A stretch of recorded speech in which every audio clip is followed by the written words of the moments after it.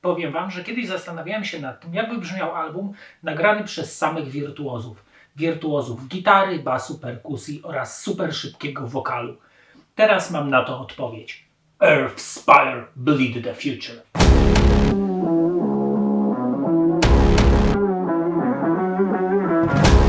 Krótko na temat Earth Spire.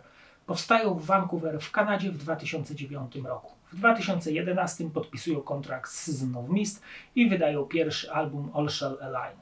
W 2014 wydają kolejną płytę The Lucid Collective, zaś w 2017 płytę, dzięki której ich poznałem, czyli Relentless Mutation. W 2021 wydają płytę, o której dzisiaj będzie mowa, czyli Bleed the Future. Muzyka, którą wykonują chłopaki, jest określana jako Extreme Technical Death Metal. I tutaj rzeczywiście zgodziłbym się z tym określeniem, dodałbym jeszcze może Super, Hyper, Mega Death Metal. Jest to muzyka na pewno nie dla każdego, nawet niektórzy metalowcy mają z nią problem, ponieważ ilość dźwięków zawartej w każdej sekundzie jest tak wielka, że trudno to wszystko ogarnąć. W każdym razie, żeby grać taką muzykę, to trzeba mieć super wyuczenie instrumentów, najprawdopodobniej być po szkołach muzycznych i ćwiczyć co najmniej 10 godzin dziennie. W niektórych fragmentach nawet nazwałbym tą muzykę neoclassical, ponieważ niektóre fragmenty rzeczywiście przypominają mi nawet muzykę Vivaldiego. Po prostu jest tak skomplikowana i trudna, że po prostu wielki respekt z mojej strony dla chłopaków, którzy ją wykonują. Prędkości na płycie są wręcz obłędno-ekstremalno-maniakalne, za które odpowiada wręcz kosmiczny perkusista. Występuje również bardzo dużo solówek gitarowych, za które odpowiada 2 gitarzystów. Są również sola na basie. Nie sposób nie wspomnieć tutaj o Oliwierze, który swoje kwestie growluje z taką prędkością, że ja nawet nie nadążam czytać tekstów w książeczce załączonej do płyty. Po prostu respekt i szacunek. Czas na przesłuchanie fragmentów płyty.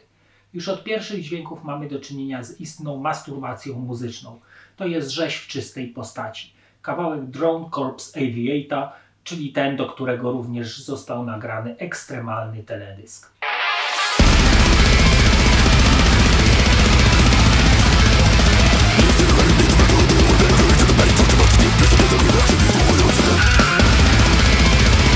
Wirtuozerskie solóweczki również miło pieszczą uszy w wielu momentach na albumie.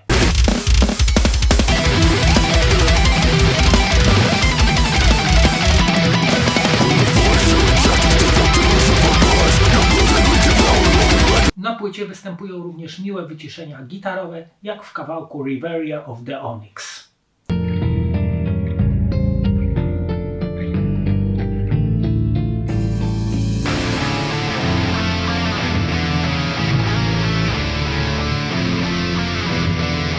Proszę zwrócić uwagę również na prędkości growlowania Oliwiera. To jest coś wręcz nieprawdopodobnego.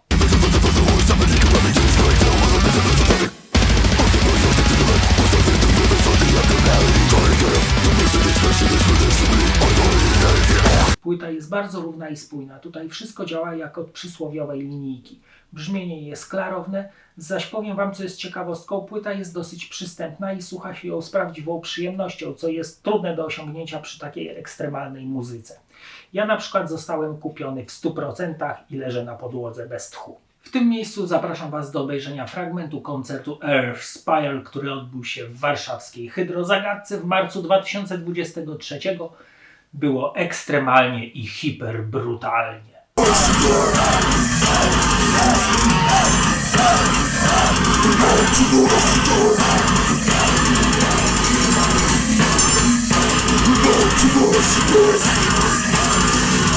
I love you.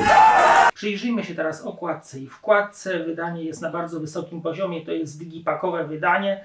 Na okładce mamy jakieś czarne, zwęglone zwłoki oraz w suchym tłoku na złoto wytłoczony logo zespołu oraz tytuł Bleed the Future, zaś na tym trupku jest nałożony lakier punktowy. We wkładce mamy wydrukowane na biało teksty utworów, zaś tytuły na żółto, a na ostatniej stronie skład zespołu, gdzie płyta została nagrana, kto wykonał okładkę oraz podziękowania od chłopaków. Na tyle pudełka są wyszczególnione tytuły utworów z lakierem punktowym oraz nazwa wydawcy.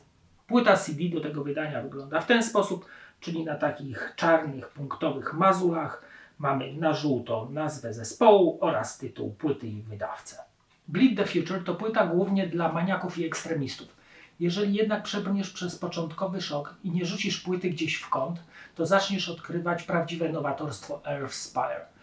Oni eksplorują nieznane dotąd zakątki muzyki death metalowej, a robią to w mistrzowskim stylu. A teraz zapraszam Was do oglądania kolejnego odcinka. Cześć!